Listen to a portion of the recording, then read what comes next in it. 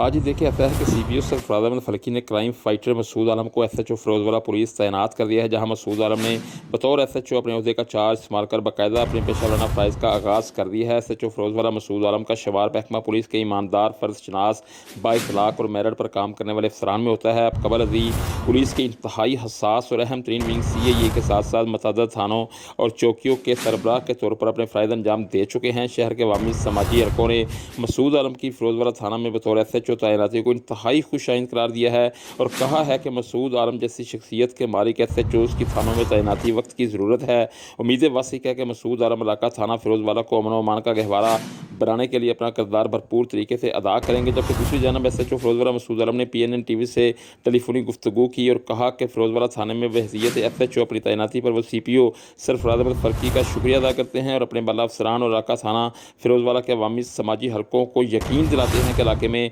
अमन के क़याम के लिए कोई कसर न उठा रखी जाएगी। एसएचओ फिरोजवाला मसूद आलम ने इलाका मकीनों से अपील की और कहा कि वो अपने इर्द गिर्द जुराइम पेशा नसर पर कड़ी नज़र रखें और इनकी मशकूक सरगर्मियों की इत्तला पुलिस के हेल्पलाइन नंबर 15 पर देकर एक ज़िम्मेदार शहरी होने का सबूत दें।